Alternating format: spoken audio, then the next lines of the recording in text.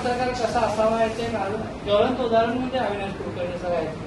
खूप कमी माणसं असं असतात जे म्हणजे आहेत की पत्रकारितेमध्ये म्हणजे चांगल्या पद्धतीनं काम करून आपले स्वतःचं अस्तित्व निर्माण केलेले आहेत आणि समाजामध्ये सुद्धा एक त्यांचा दबदबा आहे. आपल्याला सुद्धा त्यांच्या पावलावर पाऊल ठेवून जाता आलं तर बघूया, त्या दृष्टीने आपण प्रयत्न करू. पत्रकार संघात ज्या दिवशी अविनाश सर नसतात त्या दिवशी म्हणजे प्रेसला ती मजा नसते, ती काय तो माहोल नसतो. सर म्हणजे आम्ही विद्यार्थी दशेत असल्यापासून मी असेल, अनिकेत असेल, म्हणजे विद्यार्थी दशेत असल्यापासून आम्ही प्रेस अटेंड करायचो. मग त्यावेळेस प्रेस झाली की अविनाश सरांचा एक आवाज असायचा, चला शुभेच्छा.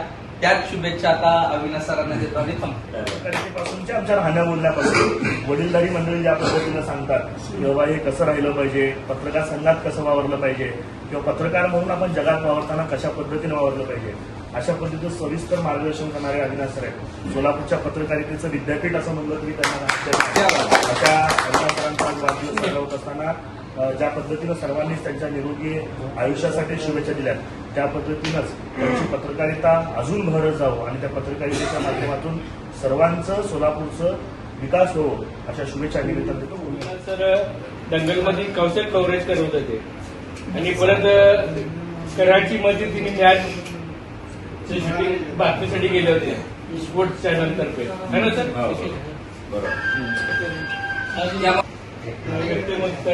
आणि त्यांना वाढदिवसाच्या खूप शुभेच्छा. प्रदर्शनला असताना सरांनी ज्यावेळेस पाकिस्तानमध्ये जाऊन एक कव्हरेज केलेलं होतं त्यावेळेस आम्ही ते टीव्हीवर पाहिलेलं होतं.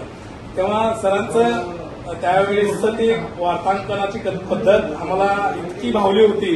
त्यावेळेस मी पत्रकारितेत सुद्धा नव्हतो. नंतर मग त्यावेळेस पत्रकार क्षेत्रामध्ये आलो, संघात आल्यानंतर सरांचा परिचय झाला.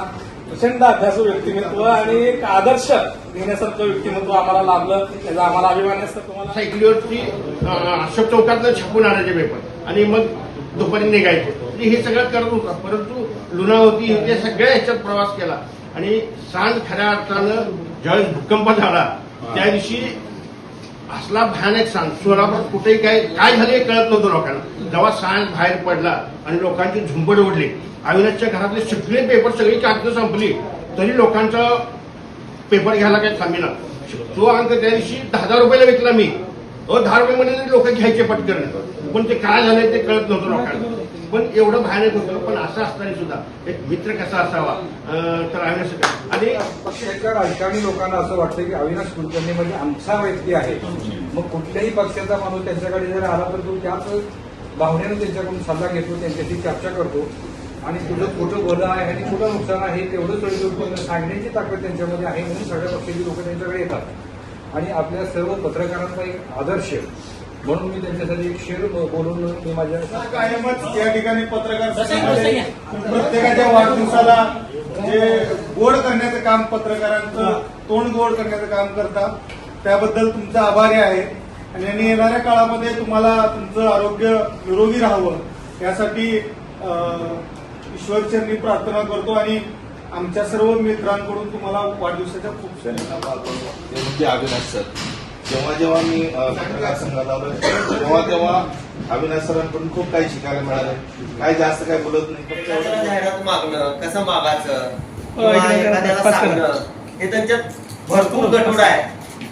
आपलं शिकायचं अनुभवाचं आणि त्याच्यामुळे ते मला आव्हान करतो की त्यांचं मार्गदर्शन आम्हाला अजून 100 वर्षापर्यंत त्यांचं पुढचं आरोग्य निरोगी जावं ही चरणी करतो. आणि अविनाश सरांनी जी आदर्श पत्रकारिता सगळ्यांना शिकवली त्या आम्ही जात नाहीये त्याच्यावर, पण जाण्याचा निश्चित प्रयत्न करतो एवढं सांगतो. येणाऱ्या पुढच्या पिढीला देखील तुमचं मार्गदर्शन आवश्यक आहे, नक्कीच लावेल.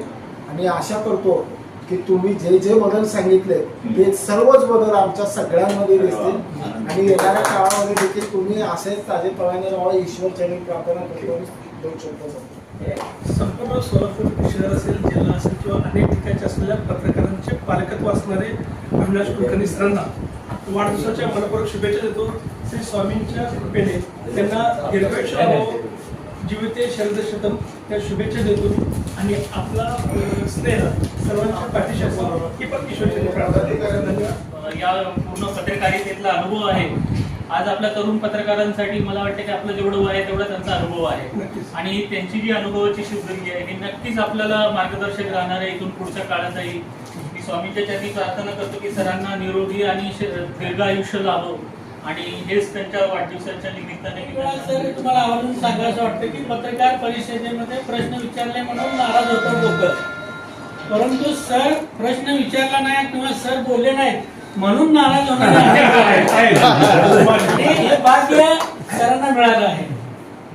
सर्वांना त्यांचं मार्गदर्शन लाभतं. एक पालकत्व या नात्यानं आम्हा सर्वांना ते जवळचे आहेत.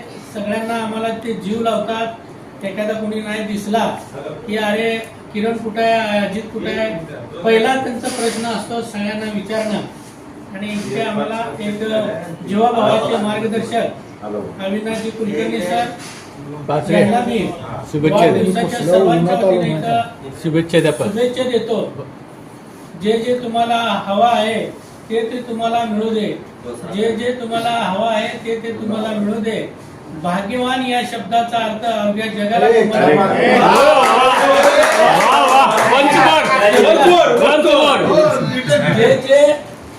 जे जे तुम्हाला हवा आहे ते सर्व तुम्हाला मिळू दे. जे जे तुम्हाला हवा आहे ते तुम्हाला मिळू दे. भाग्यवान या शब्दाचा अर्थ अवघ्या जगाला तुम्हाला बघूनच कळू द्या.